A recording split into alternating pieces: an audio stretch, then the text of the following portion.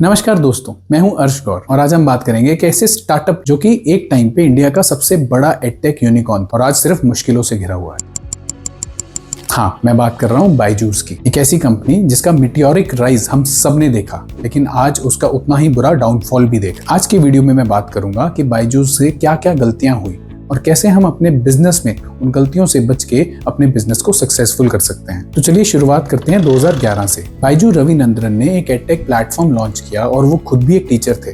उन्होंने इंडिया के education system में स्टूडेंट्स के लिए गैप्स देखे और उन गैप्स को भरने के लिए बायजूस का प्लेटफॉर्म लॉन्च किया। अब ये आइडिया जो था वो बहुत रेवोल्यूशनरी था। 2022 तक ही बायजूस एक यूनिकॉर्न बन गया। आपको याद होगा जब हमने सुना था कि इसकी वैल्यूएशन $22 बिलियन तक पहुंच गई है। जरा सोचिए, एक स्टार्टअप जो इंडिया के हर स्टूडेंट के मोबाइल फोन तक पहुंच गया। पर दोस्तों, हर सक्सेस स्टोरी के पीछे एक रिस्क छुपा होता है। बायजूस ने अपनी ग्रोथ को एक्सेलरेट करने के लिए कंपनीज को एक्वायर करना शुरू किया। व्हाइट हैट जूनियर, आकाश इंस्टीट्यूट और भी बहुत सारी कंपनी। उन्होंने मार्केट को डोमिनेट करना चाहा और यही उनके लिए सबसे बड़ी गलती बन गई। एग्रेसिव एक्सपेंशन के कारण उनको बहुत सारे ऑपरेशनल इश्यूज आने लगे और ये एक्विजिशंस उनकी बैलेंस शीट पर बहुत हैवी बर्डन बन गई। अब जब आपका फोकस सिर्फ ग्रोथ पे हो तो कई बार आप अपनी बिजनेस की कोर वैल्यूज को ओवरलुक कर देते हो। बायजूस ने अपनी सेल्स टीम पर इतना ज्यादा प्रेशर डाल दिया कि वो अपने कस्टमर्स को, सेल्स टीम पेरेंट्स को फोर्सफुली लोन लेने के लिए मजबूर करने लगे। और कस्टमर्स के ट्रस्ट को जब आप तोड़ देते हो तो कस्टमर्स आपसे दूर होने लग जाते हैं। और जब एक एडटेक कंपनी अपने कस्टमर्स यानी कि स्टूडेंट्स और उनके पेरेंट्स का ट्रस्ट ही खो दे तो उसके बाद फाउंडेशन तो हिलनी ही थी। सितंबर 2023 में बायजूस को यूएस बेस्ड क्रेडिटर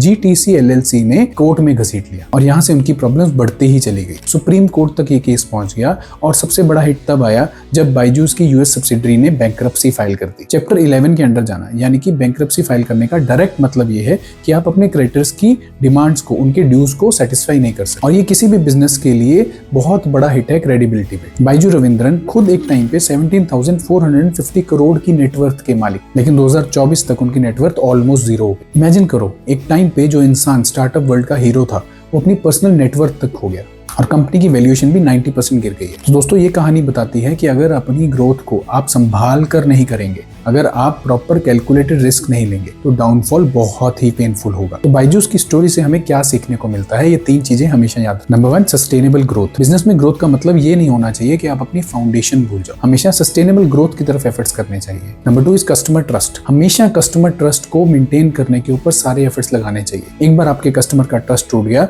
तो फिर कंपनी डेफिनेटली डाउनफॉल की तरफ जाएगी। Number 3, financial transparency. आपके इन्वेस्टर्स, स्टेक होल्डर्स और क्रेडिटर्स के साथ ट्रांसपेरेंसी होनी बहुत ज्यादा जरूरी है। आप अपनी फाइनेंशियल रिपोर्ट्स क्लियर नहीं दोगे तो ट्रस्ट भी टूटेगा और लीगल ट्रबल्स भी आएंगे। दोस्तों, बायजूस का राइज एंड फॉल एक बहुत इंपॉर्टेंट लेसन है हर एंटरप्रेन्योर के लिए। तो अगर आपको ये वीडियो पसंद आया तो लाइक जरूर करना और शेयर जरूर करना अपने दोस्तों को जो कि बिजनेस चलाते हैं। एंड मेरे YouTube चैनल को जरूर सब्सक्राइब करिए ताकि ऐसे वैल्यूएबल लेसन्स मैं आप तक पहुंचाता रहूं।